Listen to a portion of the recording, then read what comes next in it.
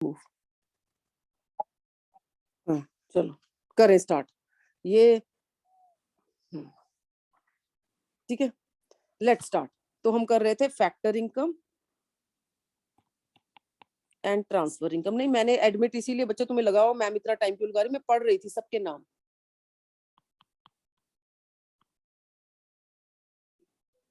तो इसीलिए, और अगर बाय चांस कोई बाय चांस क्लास हो जाता, मुझे फोन पे मैसेज करना, मैं एडमिट कर लूंगी।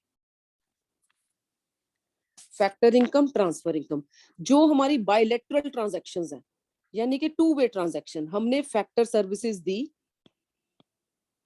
फैक्टर सर्विसेज हमने रेंडर करी in the form of land, labour, capital and enterprises. ठीक है, और बदले में फैक्टर इनकम ली, तो that is known age factor income. यानी कि काम करने के बदले में अगर हमने लैंड दी है तो ये लैंड गिवन, और इसके बदले में मिल गया, सॉरी, लैंड हमने दी किसी को और बदले में हमें मिला रेंट। लेबर ने अपनी सर्विसेज दी प्रोड्यूसर को और प्रोड्यूसर ने बदले में दी वेजेस। ये तो ये बायलैटरल ट्रांजैक्शन है। ट्रांसफर इनकम कौन सी होती है, जिसमें सिर्फ, मैंने जैसे तुम्हें पॉकेट मनी का एग्जांपल दिया, बट अब हम थोड़ा सा रियलिस्टिक एग्जांपल पे आते हैं, गवर्नमेंट वाले पे। अब जब गवर्नमेंट सब्सिडीज देती है, गवर्नमेंट जब सब्सिडीज देती है हाउस होल्ड सेक्टर को, तो क्या हम रिटर्न में कुछ देते हैं? No, हम रिटर्न में गवर्नमेंट को कुछ नहीं देते। तुम्हें पॉकेट मनी मिलती है तो रिटर्न में कुछ देते हैं? नहीं देते। अब इसके और एग्जांपल देखो, कल ही न्यूज में था कि भी यूएई की एक लेडी को 44 करोड़ की लॉटरी लगी है यूएई में। अब वो कौन सी इनकम है, फैक्टर इनकम के transfer income? Transfer income. Transfer income, जिस इनकम के लिए हमने कुछ दिया नहीं है, यानी कि जो हमें सिर्फ रिसीव, हम सिर्फ रेसिपिएंट की तरह काम कर रहे हैं, हमने कुछ नहीं गिवा, कुछ नहीं बदले में दिया नहीं है, that is transfer income. Unemployment allowance, unemployment allowance, subsidies, government ने अब ये जो कोरोना के ड्यूरिंग जो भी इंजेक्शन दिए हैं उसको रेवेन्यू एक्सपेंडिचर बोलते हैं। अगर गवर्नमेंट उसके साथ कुछ ऐसे पैसे भी दे रही होती कि हर इंजेक्शन लगाने पे, जैसे फॉरेन कंट्री में हो रहा है ना, कि आप लोगों को मोटिवेट करने के लिए अब आओ हम इतने पैसे आपको देंगे, ट्रांसफर इनकम। यानी कि जब गवर्नमेंट कुछ भी करती है, कुछ भी फ्री में दे रही है लोगों को, फाइनेंशियल मनी कुछ भी देती है और बदले में हम कुछ नहीं देते हैं, तो ट्रांसफर इनकम। हमारी तरफ से भी एक ट्रांसफर पेमेंट होती है गवर्नमेंट को, बता सकते हो कौन सी? टैक्सेस। यस, बिल्कुल ठीक। हम गवर्नमेंट को टैक्स देते हैं, लेकिन गवर्नमेंट से इन रिटर्न हमें कुछ नहीं मिलता है। So tax is transfer income for government and transfer payment for us. तो इनकम और पेमेंट कंसेप्ट वो सेम ही है, जो देता है वो पेमेंट, जो लेता है वो इनकम। तो ट्रांसफर इनकम या ट्रांसफर पेमेंट, तुम्हारे पापा तुम्हें पॉकेट मनी दे रहे हैं, उनके लिए ट्रांसफर पेमेंट और तुम्हारे लिए ट्रांसफर इनकम। तो जब हम गवर्नमेंट को टैक्स देते हैं तो हमारे लिए ट्रांसफर पेमेंट है, गवर्नमेंट के लिए ट्रांसफर इनकम। और जब गवर्नमेंट हमें सब्सिडीज देती है तो गवर्नमेंट के लिए पेमेंट, हमारे लिए इनकम। हो गया क्लियर? तो अब तो फैक्टर इनकम और ट्रांसफर इनकम ये बहुत इंपॉर्टेंट कंसेप्ट है नेशनल इनकम में। अब तुम लोग मुझे बता सकते हो कि नेशनल इनकम में हमने किसको काउंट करना है, फैक्टर इनकम के transfer income? Yes, factor income, बिल्कुल फैक्टर इनकम। नेशनल इनकम में सिर्फ फैक्टर इनकम काउंट होंगी, ट्रांसफर इनकम काउंट नहीं होंगी, बिकॉज ये क्या कहते हैं इसको, हाँ ये, हाँ इन रिटर्न हमें कुछ नहीं मिलता है। National income is all about economic activity, और जहां इकोनॉमिक एक्टिविटी नहीं होती है, क्योंकि ट्रांसफर इनकम में वन साइड ट्रांजैक्शन है, इसीलिए ये नॉन इकोनॉमिक एक्टिविटी है, तो हम उसको नहीं लेते। बट अदरवाइज अगर तुम थोड़ा डीप में सोचो, थोड़ा डीप में सोचो, क्योंकि ये तो बुक का लिखा हुआ कंसेप्ट है जो मैंने समझा दिया, लेकिन अगर तुम बेटा थोड़ा सा एक स्टेप आगे जाओ, तो हर transfer income eventually factor income बन जाती है। कैसे? तुम्हारे पापा ने तुम्हें पॉकेट मनी दी, तुम्हारे पापा ने तुम्हें पॉकेट मनी दी, अब उनके लिए ट्रांसफर इनकम, बट जब उन्होंने अर्न करी तो क्या ये ट्रांसफर इनकम थी कि factor income? Factor income. Yes, तो ये फैक्टर इनकम है, तो मतलब वो नेशनल इनकम का पार्ट है।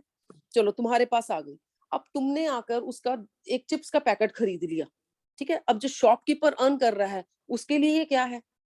Factor income. हाँ, है ना, तुम्हारी ट्रांसफर इनकम है, लेकिन उसके लिए तो फैक्टर इनकम ही है ना, क्योंकि उसका तो वो सोर्स ऑफ इनकम है। तो हम बोलते हैं ऐसे। अब लॉटरी का पैसा, केबीसी, है ना, केबीसी पे भी इतना अवार्ड मिलता है लोगों को करके, वो अब वो पैसा जो है हम बोल देते हैं ट्रांसफर इनकम है, बट इवेंचुअली सोचो वो पैसा वो जिस बंदे को भी मिला है वो रिवॉर्ड, वो क्या करेगा, वो खर्च करेगा।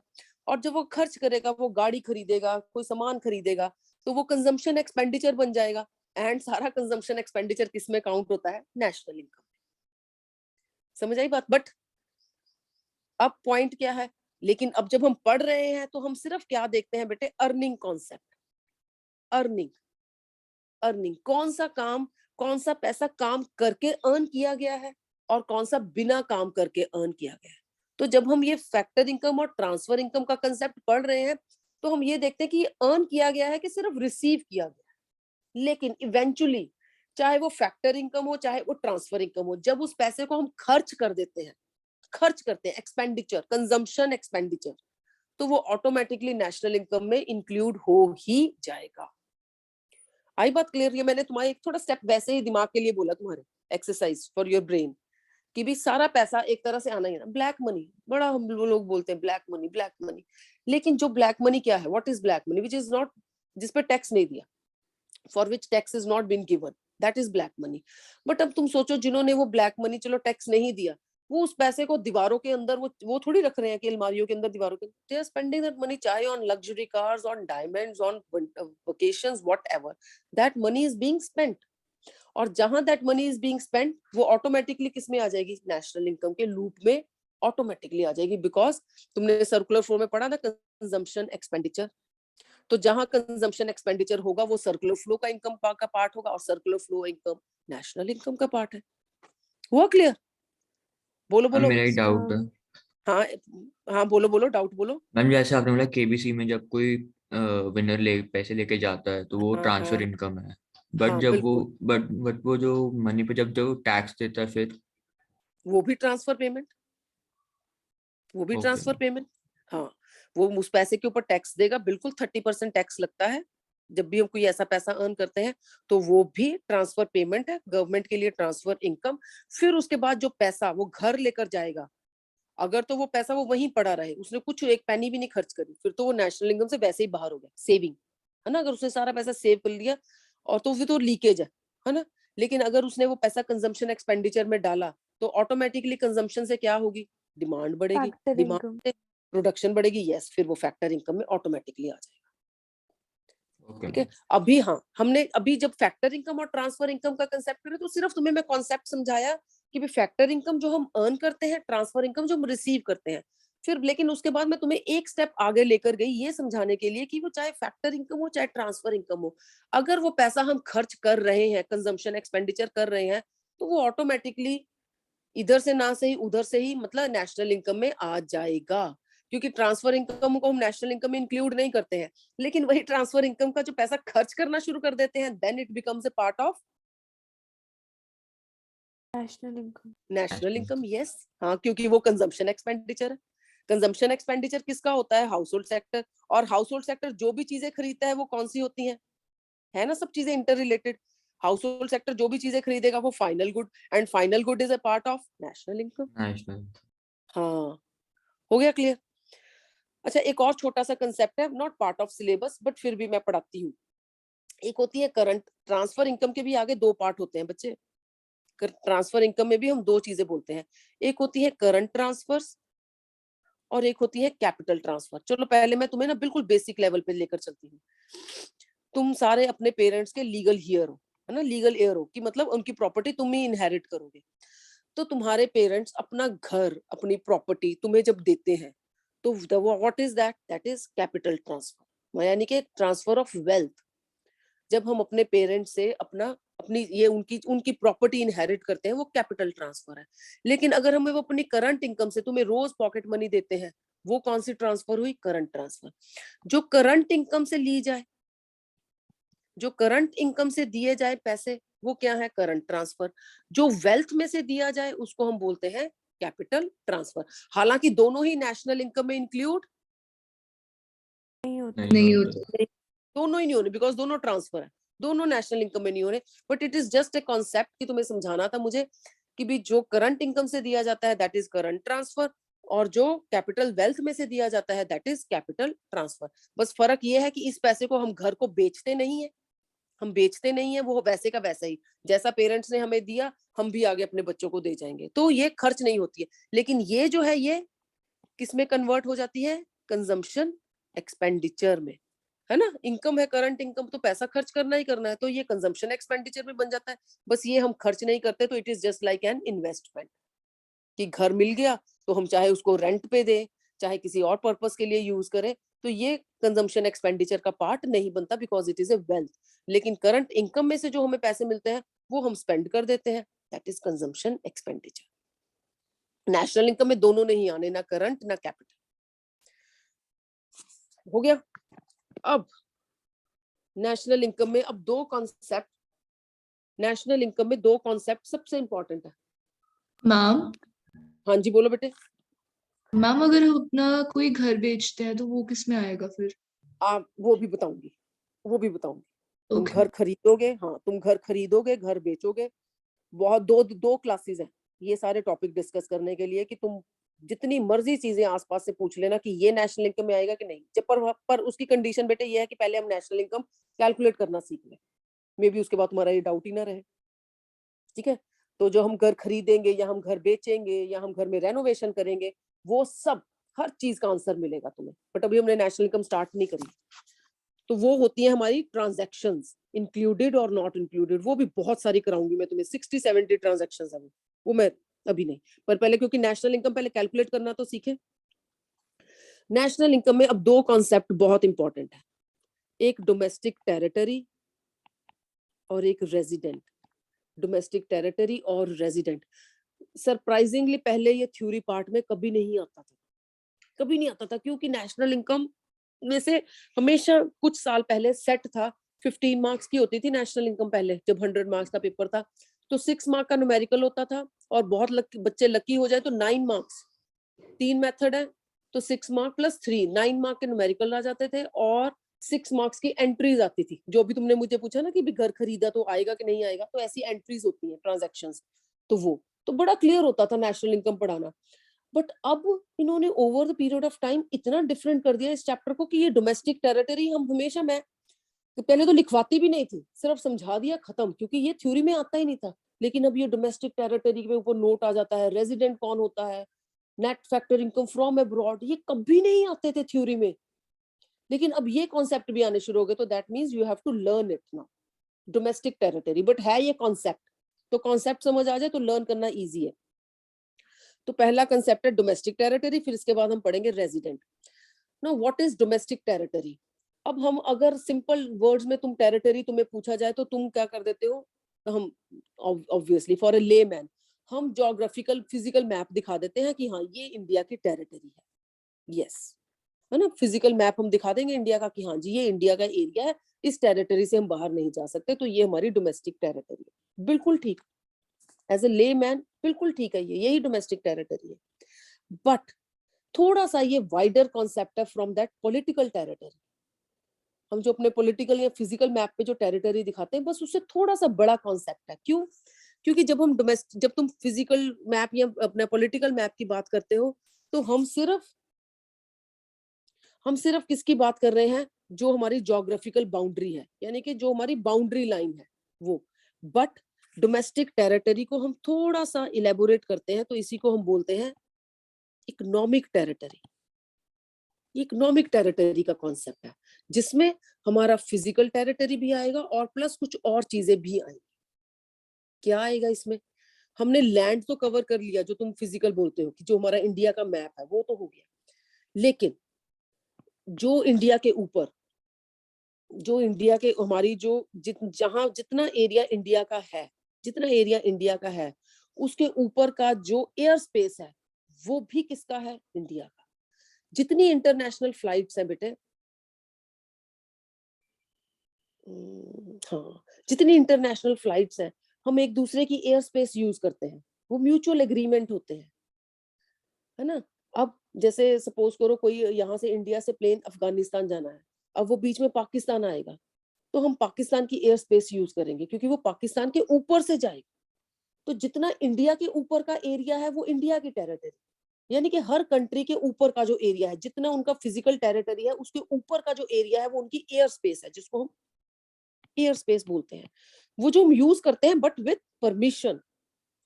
अब जैसे पीछे हमारे साथ पाकिस्तान के साथ हमारी थोड़ी सी ये चल रही थी, तो सारी फ्लाइट्स डाइवर्ट होके जा रही थी, पाकिस्तान ने अपनी एयर स्पेस यूज नहीं करने दी, तो फ्लाइट्स डाइवर्ट होके जाती थी। अभी तुम्हें मैं रीसेंट एग्जांपल दे सकती हूँ, शायद तुम्हें ना भी मालूम हो, रशिया और यूक्रेन का बहुत कॉन्फ्लिक्ट चल रहा है, तो उसमें कौन किसका साथ देगा, कौन किसका नहीं देगा, ये बहुत चल रहा है।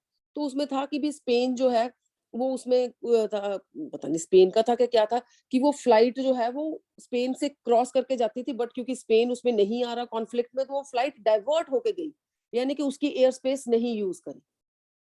तो ये जो एयर स्पेस है, यानी कि जहां तक हमारा लैंड है, उस लैंड के बिल्कुल ऊपर जो हमारी छत है, एक तरह से तुम्हारे घर की छत तुम्हारी है ना, तो इसी तरह ये जो हमारी पूरी इंडिया का मैप के ऊपर जितना हमारा ऊपर जगह है, बादल है, वो हमारे हैं एक तरह से, that is our air space. तो यहाँ पर अगर किसी इंटरनेशनल फ्लाइट को जाना है तो वो हमारी परमिशन से जाएगा।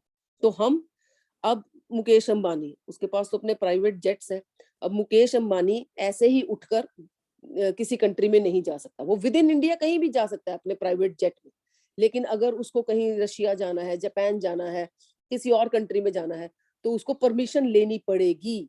क्यों? बिकॉज आप इंटरनेशनल टेरिटरी में एंटर करोगे। बोलो हुआ clear?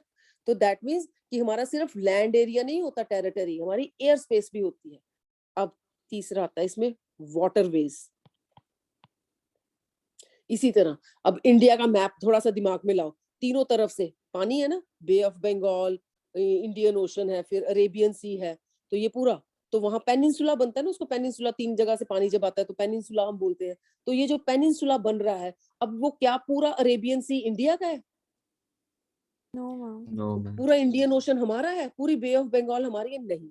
12 nautical miles international, international उसमें ये फिक्स्ड है कि जिस भी कंट्री का पानी के साथ, जो भी कंट्री पानी के साथ लगती है, जिसका भी पानी के साथ आता है, तो उतना पानी 12 नॉटिकल माइल्स, जैसे हम किलोमीटर्स बोलते हैं उसी तरह पानी को हम नॉटिकल माइल्स, तो 12 नॉटिकल माइल तक पानी हमारा है। तो that means Bay of Bengal में हमारे जो फिशरमैन है वो कहाँ तक फिशिंग कर सकते हैं? 12 नॉटिकल माइल्स तक हमारी टेरिटरी है, वहां तक वो इंडिया का पानी है। सेम फिर Arabian Sea, same with Indian Ocean, तो वो हमारी ही इकोनॉमिक यानी कि हमारी ही डोमेस्टिक टेरिटरी का पार्ट होगा। तो यहाँ पर Indian ships without any permission जा सकते हैं। तुमने कॉमनली न्यूज में सुना होगा कि अरे इंडियन फिशरमैन जो है वो श्रीलंका में चले गए, श्रीलंका के फिशरमैन हमारी तरफ आ गए, फिर ये मिनिस्ट्री ऑफ फॉरेन अफेयर्स वो सॉर्ट आउट करती है। देखो इतना सा पानी में बेचारे उनको पता, फिशरमैन को पता ही नहीं चलता कि कब इंटरनेशनल वाटर उन्होंने बाउंड्री क्रॉस कर दी। मछलियां पकड़ते पकड़ते वो कई बार वेव्स इतनी हाई टाइड्स होती है कि उनकी बोट ही वहीं चली जाती है, but once they cross that तो फिर वो इंटरनेशनल वाटर्स में चले गए, फिर वो उनको कैप्चर कर लिया जाता है। हाँ वो छूट तो जाते ही हैं 2-3 दिन में, बट ये क्योंकि वो इलीगल हो जाता है। तो वाटरवेज जहां तक हम अपनी शिप्स, अपनी फिशिंग आराम से कर सकते हैं, और प्लस उसके अंदर अगर हमें कोई रिजर्व मिल गए, वो 12 नॉटिकल माइल्स के अंदर अगर मैं वो कौन सा कॉमन रिजर्व है, बॉम्बे हाई ऑयल रिजर्व्स, तो हमारे ही पानी के अंदर है वो। मतलब अगर वो उस टेरिटरी के अंदर हमें कोई मिनरल, कोई रिजर्व मिलता है, that also belongs to that particular country, उतने पानी तक। तो अब तुम्हें समझ आया डोमेस्टिक टेरिटरी का कंसेप्ट? बोलो यहाँ तक, है ना? Yes. तो हाँ, तो ये सबसे इंपॉर्टेंट पहले, फिर इसके बाद इसके अंदर एक और चीज आनी है, वो भी मैं करती हूँ। पहले फिर से ये सुनो। So domestic territory does not mean only physical territory, it is a concept of economic territory which includes land, water and airspace. ठीक है, includes water, land, water and airspace. फिर उसमें क्या याद रखना है? लैंड का तो हमें मालूम ही है, बिकॉज वो तो तुम क्लास 5th 6th से मैप करते हो, तुम्हें मालूम है। एयर स्पेस में क्या याद रखना है? जहां पर हमारे शिप्स एंड एयरक्राफ्ट्स, हमारे पानी के अंदर शिप चलने वाले हैं, और यहाँ पर जो हमारे एयरक्राफ्ट चल रहे हैं, जो फ्रीली पानी के अंदर और अपनी ही एयर स्पेस के अंदर घूम सकते हैं विदाउट एनी परमिशन, तो वो हमारी डोमेस्टिक टेरिटरी है। इसी तरह वाटरवेज के अंदर जितने हमारे 12 नॉटिकल माइल्स तक जितना पानी हमारा है, उसके अंदर वो जितने फिशिंग करो या जितने ऑयल वेसल्स मिल जाए, कोई हमें ऑयल रिजर्व मिल जाए, वो सारे हमारी ही डोमेस्टिक टेरिटरी का पार्ट है। अब मैं तुम्हें एक एग्जांपल बोलूं, अब तुम लोग मुझे बताना कि ये डोमेस्टिक टेरिटरी में आएगा कि नहीं आएगा। जेट एयरवेज, जेट एयरवेज का जो फ्लाइट है, जेट एयरवेज की जो फ्लाइट है वो इंडिया में तो चलती है, सॉरी जेट एयरवेज का क्यों लेना, वो तो खत्म हो गई है क्या मेरे दिमाग में। इंडिगो, इंडिगो की जो फ्लाइट है चलो वो चाइना और जापान के बीच में अपनी सर्विसेज दे रही है, ठीक है, यहीं से उसका टू एंड फ्रो चल रहा है, चाइना एंड जापान। तुम मुझे बताओ ये हमारा होगा कि नहीं होगा? नहीं होगा। हमारी, नहीं हाँ होगा नहीं मैम, होगा कि होगा? हमारी डोमेस्टिक नहीं टेरिटरी का होगा। पार्ट होगा कि नहीं? No ma'am. हम्म, नहीं, नहीं होगा, गलत, ये हमारा ही होगा। हमने सर्विसेज चाहे चाइना और जापान के बीच में दी हैं, लेकिन वो जो प्लेन है, जो इंडिगो कंपनी है, वो किसकी है, इंडिया की के फॉरेन की? इंडिया की। यस। तो अगर हमारे प्लेन, अगर हमारे शिप्स किसी दूसरी कंट्री में जाकर भी सर्विसेज प्रोवाइड करते हैं, वो भी हमारी डोमेस्टिक टेरिटरी का पार्ट होंगे। अब तुम बोलोगे क्यों मैम, वो अपनी टेरिटरी में थोड़ी घूम रहे, वो अपनी एयर स्पेस में थोड़ी घूम रहे। अभी तो आप कह रहे हो कि अपनी एयर स्पेस में घूमने वाला, अपने वाटरवेज में घूमने वाला ही हमारा होगा। जब इनका कोई भी प्लेन खराब होगा, ये चाइना के पोर्ट पे करेंगे कि जापान के पोर्ट पे करेंगे कि इंडिया के पोर्ट पे आएंगे? इंडिया के port. Of course, because that plane belongs to India. वो हमारा है, वो हमारा है, वो सिर्फ एक सर्विस प्रोवाइड करने के लिए गया है। ये अभी कंसेप्ट तुम्हें और समझ आएगा जब मैं रेजिडेंट का समझाऊंगी। वो हमारा प्लेन है, वो सिर्फ सर्विस प्रोवाइड करने के लिए गया है, इनकम जनरेट करने के लिए गया है, but otherwise that plane belongs to India. अच्छा, एयर इंडिया है, अभी टाटा सन्स ने खरीद ली है। अब ये एयर इंडिया जो है, ये डोमेस्टिक फ्लाइट्स भी चलाएगी, ये इंटर फ्लाइट्स भी चलाएगी, और ये कुछ सिर्फ अपने जेट्स जो है वो सिर्फ इंटरनेशनल के लिए रखेगी। फिर भी ये किसका पार्ट रहेंगी? इंडिया का। इंडिया। यस, इंडिया का। अभी तुम्हें लगेगा कि मैम ये कुछ गलत बोल रही है, लेकिन अभी बस 5 मिनट और वेट करो, तुम्हें सब समझ आ जाएगा मैं क्या बोल रही हूँ। बस मैं तुम्हें ये समझाने की कोशिश कर रही हूँ कि वो जो शिप्स हैं जो ओन्ड बाय इंडियन कंपनीज है, इंडियन कंपनीज, एयरप्लेन्स जो ओन्ड बाय इंडियन कंपनीज है, वो अगर किसी दूसरी कंट्रीज में जाकर भी अपनी सर्विसेज देंगे, even then they belong to India's domestic territory. Yes. ये याद रखना है, यही थोड़ा सा ट्विस्ट है। हाँ, अच्छा, जो हमारे इंडियन एयरफोर्स है, जो हमारी जो इंडियन एयरफोर्स है, इसके जो भी इसके चॉपर होते हैं, जो फ्लाइट्स होती हैं, जो इसके एयरप्लेन्स हैं, वो जो है वो दूसरी कंट्री में एंटर नहीं कर सकते, बिकॉज वो इंडियन एयरफोर्स है। ना वो पाकिस्तान जा सकते, ना अफगानिस्तान जा सकते, ना किसी, वो सिर्फ अपनी ही कंट्री में ही करेंगे, एक्सरसाइज भी वही करेंगे और सब कुछ वही होगा। तो वो तो क्लियर कट तुम्हें समझ आ जाएगा कि हाँ वो ठीक है मैम, वो तो बिल्कुल डोमेस्टिक टेरिटरी का पार्ट होंगे। अब मैम जब एयर इंडिया बोल रही है या इंडिगो बोल रही है, ये क्यों, वो हमारी डोमेस्टिक टेरिटरी में थोड़ी प्लेन उड़ा रहे हैं? नो, वो प्लेन किसको बिलोंग करते हैं? इंडिया को। Indian Indigo, company. हाँ यस, इंडियन कंपनी है। जो ये इंडियन कंपनी है वो इंडियन रेजिडेंट है, और वो जहां मर्जी, वो एक भी प्लेन इंडिया में ना उड़ाएं और वो सारी सर्विसेज फॉरेन कंट्रीज में they, even then they will remain part of India's domestic territory. Territory. हाँ जी बिल्कुल। तो अब मैंने बहुत क्लियर कट नोट्स में लिखवाया भी हुआ है, ships and aircrafts owned and operated by normal resident between 2 और मोर कंट्रीज, यानी कि जो शिप और एयरक्राफ्ट इंडिया को बिलोंग करते हैं, क्योंकि वो इंडियन रेजिडेंट है, तो अगर वो अपनी सर्विसेज 2 या 2 से ज्यादा कंट्री में देते हैं, even then it is a part of India's domestic territory. अब तीसरा कंसेप्ट इसमें एक और, एम्बेसीज। ये बहुत बार पेपर में आता है, ट्रांजैक्शन जो हमारी लास्ट में करेंगे हम, एम्बेसी। इसको हाई हाई कमीशन भी कई बार बोलते हैं, इसको हम कॉन्सुलेट भी बोलते हैं, कॉन्सुलेट, हाई कमीशन, है ना। Indian embassy in Russia, Indian embassy in America, almost her country में हर किसी की एम्बेसी होती है ना। हमारी भी एम्बेसी ऑल, क्योंकि ये रिलेशन इंप्रूव करने के लिए होती है। एम्बेसडर का काम क्या होता है कि वहां पर जो भी इंडियंस रहते हैं अमेरिकन एम्बेसी में, इंडियन का क्या काम होगा, इंडियन एम्बेसी इन अमेरिका क्या काम करते हैं एम्बेसडर्स? एक तो दोनों क्या कहते हैं, जो हेड ऑफ द कंट्री है उनमें अच्छे रिलेशंस रहे, बाइडन की मीटिंग करानी है जी प्राइम मिनिस्टर से, ये काम है उसका। प्लस अगर वहां पर कोई भी इंडियन नेशनल्स है, उनको कोई प्रॉब्लम होती है तो उनको सॉल्व करना, ये एम्बेसी का काम होता है। तो embassy is just like a representative of a country in other country. तुम एमयूएन करते हो तो एमयूएन में तुम क्या करते हो, यही करते हो ना एमयूएन ना, मॉक यूनाइटेड नेशन तुम्हारी कम ये बनाता है। तुम लोग क्या करते हो वहां पर, तुम डिफरेंट डिफरेंट स्कूल्स के बच्चों को डिफरेंट डिफरेंट कंट्रीज का नाम दे देते हो कि तू ये इस पे टॉपिक पे डिस्कस करेगा, तू इस टॉपिक पे डिस्कस करेगा। सो व्हाट, तो वो जो बच्चे आते हैं they are representative of their own school. इसी तरह जो एम्बेसडर्स होते हैं they are representative of the country to which they belong, but they representing that country in other country on behalf of their own country. तो ये embassy का काम होता है। अब नो पॉइंट, अब डोमेस्टिक टेरिटरी से इसको कैसे रिलेट करना है, यहाँ पर बच्चे ध्यान रखना, यहाँ पर ध्यान रखना, एम्बेसी, इंडियन एम्बेसी। अब मैं तुम्हें बताती हूँ तुम इसमें क्या गलती करते हो। इंडियन एम्बेसी इन यूएस, अब बच्चे क्या देखते हैं कि अरे एम्बेसी सिचुएटेड कहाँ पर है, यूएस, तो इंडियन एम्बेसी यूएस में सिचुएटेड है, तो ये इंडियन टेरिटरी का पार्ट नहीं है, जैसे तुमने एयरप्लेन के टाइम पे बोला।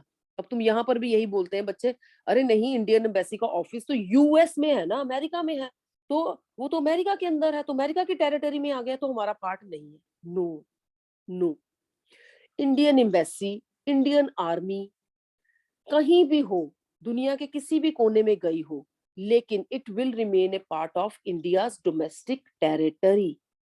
ये हमेशा अपनी ही टेरिटरी का पार्ट होगा, it is not a part of that country. US embassy in India, US embassy in India, ये किसका पार्ट होगी, यूएस की डोमेस्टिक यूएस। टेरिटरी। हाँ जी, यूएस। हाँ, इसमें बेटे याद रखना, जैसे यहाँ मैंने तुम्हें बताया ये चाइना और जापान वाला, वही कंसेप्ट यहाँ पर लगाना है। यहाँ पर इंटरेस्ट देखना है, इंटरेस्ट किसका इंटरेस्ट है, कौन सी कंट्री का।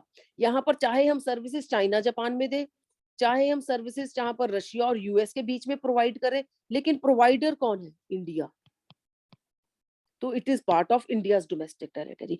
यहाँ पर एम्बेसी यूएस में, इंडियन एम्बेसी यूएस में क्या करने गई है, इंडिया को रिप्रेजेंट करने गई है, इंडिया के रिलेशंस जो है वो यूएस के साथ इंप्रूव करने के लिए गई है। तो इसका मतलब वो किसकी टेरिटरी का पार्ट है, वो इंडिया की टेरिटरी का पार्ट है, नॉट यूएस की टेरिटरी का पार्ट है।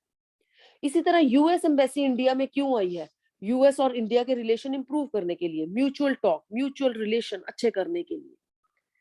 हर कंट्री अपनी एम्बेसी दूसरी कंट्री में खोलती है, क्यों, क्योंकि रिलेशन अच्छे करने के लिए। बट वो जो कंट्री जिस भी कंट्री में अपनी एम्बेसी खोलेगी वो किसकी कंट्री का पार्ट रहेगी, अपनी ही कंट्री का पार्ट रहेगी। तो Indian embassy in Russia, Indian embassy in US, Indian embassy in China, जहां मर्जी इंडियन एम्बेसी हो, जहां पर आ गया इंडियन एम्बेसी, तो ये किसका पार्ट है, India's territory, domestic domestic territory. Territory. Domestic territory. यहाँ पर लैंड का कॉन्सेप्ट नहीं देखना, जैसे शिप्स और एयरक्राफ्ट में भी हमने वो कॉन्सेप्ट नहीं देखना, ओन्ड बाय इंडियंस है। इसी तरह Indian embassy owned by Indian government है, तो यहाँ पर ओनर का कंसेप्ट देखना, ओन्ड बाय हूं, ओन्ड बाय इंडियंस। तो Indian embassy, similarly Indian army, Afghanistan में अभी तालिबान ने जब को टेक ओवर करा तो ऑल ओवर सारी कंट्रीज उनको लेने के लिए आए ना, किसी के नेशनल्स, यूएस ने अपने बहुत सारे प्लेन, तो यूएस आर्मी ने तो करना ही था, क्योंकि उन्होंने तो इतने प्लेन भेजे। इंग्लैंड ने अपने प्लेन भेजे अपने लोगों को निकालने के लिए, फ्रांस ने अपने प्लेन भेजे, सिमिलरली इंडिया ने भेजे अपने प्लेन, अपनी आर्मी भी भेजी हमने वहां पर हेल्प करने के लिए।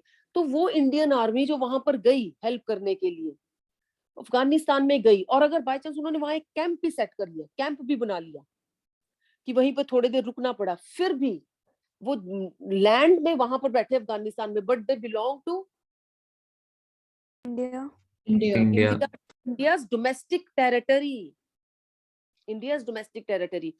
हमारे भी क्या कहते हैं मिलिट्री बेसिस हैं, पर बहुत कम है मिलिट्री बेसिस हमारे, तो इंडिया में ही है, लेकिन हमने भी एक दो कंट्री में स्टार्ट करे, मुझे कंट्री का नाम नहीं याद, लेकिन चाइना और यूएस, इनके बहुत सारे मिलिट्री बेसिस है, बहुत सारे। चाइना का तो तुम्हें यूएस का तो तुम्हें मालूम ही होगा ना, सीरिया में भी है इसका, ये इसमें अफगानिस्तान में भी था जहां से इसमें इन्होंने निकाल लिया।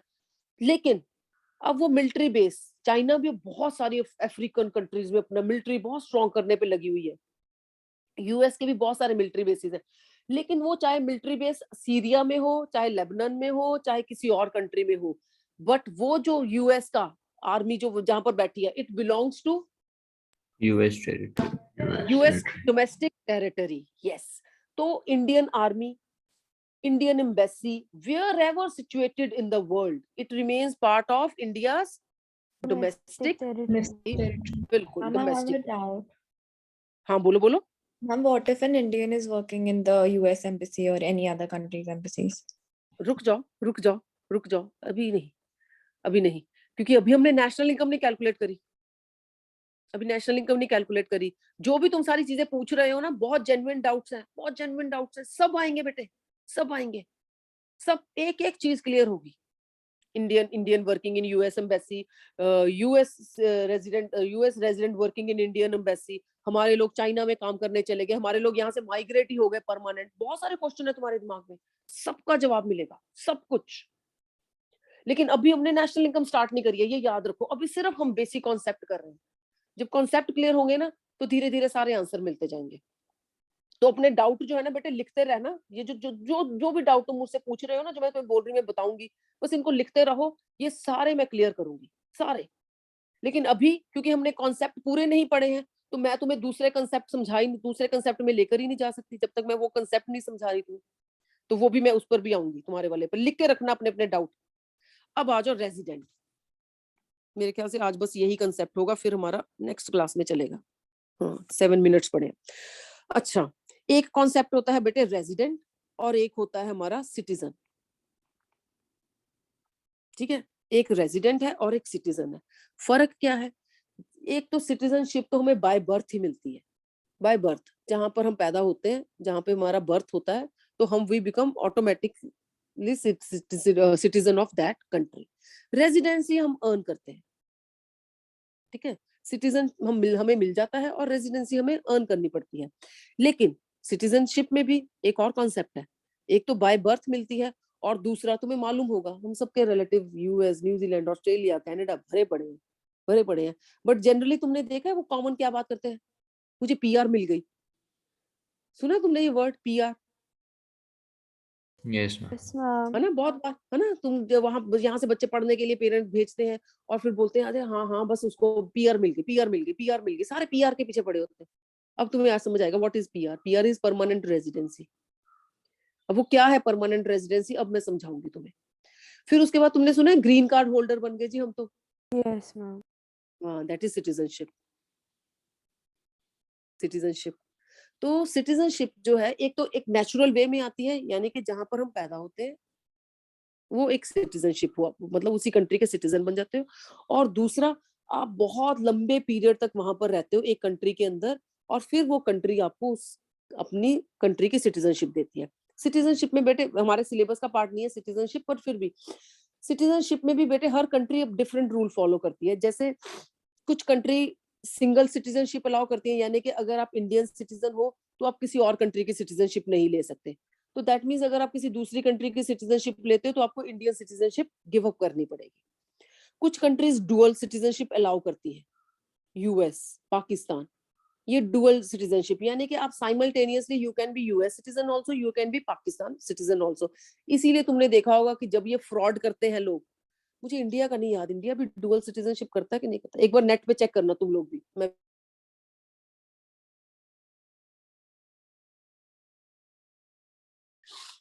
तुमने देखा है जब ये फ्रॉड करते हैं, तो पाकिस्तान में जब भी कोई पॉलिटिशियन करप्शन करता है, फ्रॉड करता है, फटाफट भाग जाता है वहां पर। क्यों? बिकॉज वो साइमल्टेनियसली उस कंट्री का भी सिटीजन है। और जनरली ये यूके सिटीजनशिप ले लेते हैं, मैम यूएस इंडिया नहीं करता। है ना, इंडिया नहीं करता ना, हाँ नहीं करता हाँ, इंडिया। इंडिया नहीं करता ना, हाँ। तभी मुझे ना क्लियर कट पाकिस्तान का एग्जांपल याद है, इंडिया नहीं करता। तभी तो वो ये जो माल्या है और ये जो नीरव मोदी है, दे आर फ्यूजिटिव भगौड़े, दे आर फ्यूजिटिव्स, बिकॉज हम वो इंडियन सिटीजन हैं। और वो अगर वहां पर किसी भी कंट्री में, तभी छुपे हुए हैं ना। माल्या के ऊपर तो चलो clear cut America yes UK ma'am, में केस लेकिन चल रहा अब यहाँ लंदन वाली प्रॉपर्टी है, सीज हाँ कर दी। लंदन वाली, हाँ वो ना उसके ऊपर। क्यों? क्योंकि वो इंडियन सिटीजन है। हम डुअल सिटीजनशिप अलाउ नहीं करते। अगर आपने दूसरी कंट्री की लेनी है तो इंडियन सिटीजनशिप गिव अप करनी पड़ती है, लेकिन पाकिस्तान में डुअल अलाउड है। तो जैसे ही ये करप्शन करते हैं तो ये फटाफट दूसरी कंट्री में चले जाते हैं, बिकॉज साइमल्टेनियसली उस कंट्री की। बट अब पाकिस्तान में भी अगर आपने किसी पॉलिटिशियन को, किसी ब्यूरोक्रेट को, इन्होंने डुअल सिटीजनशिप नहीं करते अलाउ, अदरवाइज अलाउड है, बट इनके लिए, और अगर उनके पास डुअल सिटीजनशिप है तो वो इलेक्शन कॉन्टेस्ट नहीं कर सकते, कोई ब्यूरोक्रेसी में नहीं आ सकते, किसी गवर्नमेंट जॉब में नहीं आ सकते। क्यों? क्योंकि ये बड़ा पुराना इनमें वो था कि पहले यहाँ पर कुछ घोटाला करो और वो पैसे लेकर दूसरी कंट्री में चले जाओ, बिकॉज फिर तो आप लीगल राइट, आपका वहां भी लीगल राइट है, तो कोई पकड़ ही नहीं सकता आपको दूसरी कंट्री में, क्योंकि आप उसके भी लीगल सिटीजन हो। तो ये, तो कुछ कंट्री डुअल सिटीजनशिप अलाउ करती हैं, कुछ नहीं करती हैं, that depends upon country to country. तो हम विल स्टिक टू इंडिया, तो इंडिया नहीं अलाउ करता। तो हमारी इंडियन सिटीजनशिप कैसे मिलेगी? हम सब इंडियन सिटीजन है, तुम भी, मैं भी, हम इंडियन सिटीजन है। बट अब आ जाओ हमारा रेजिडेंट। अब हमने नेशनल इनकम में जो कॉन्सेप्ट पढ़ना है वो resident. No, who is a resident? एक तो वो रेजिडेंट, एक तो रेजिडेंट हम बोलते हैं जो किसी भी कंट्री में रिजाइड करता है। तो मैं सिटीजन जरा इसको कर दूं, अब हमें सिटीजन नहीं चाहिए। तो रेजिडेंट जो है वो, शिट, पेंसिल का रिचार्ज ही खत्म हो गया। ये जो रेजिडेंट है, सुनो थोड़ी देर, ये जो रेजिडेंट है वो क्या है? हम जिस भी कंट्री में बेटे रिजाइड करते हैं, ध्यान से सुनना, ये कंसेप्ट हमारा नेशनल इनकम के साथ डायरेक्ट लिंक्ड है, डोमेस्टिक टेरिटरी एंड रेजिडेंट। जिस भी कंट्री में हम 1 साल से ज्यादा रिजाइड कर रहे हैं, 1 ईयर से ज्यादा रिजाइड कर रहे हैं, और हम अपनी इकोनॉमिक एक्टिविटी उसी कंट्री में परफॉर्म कर रहे हैं, then we are resident of that country.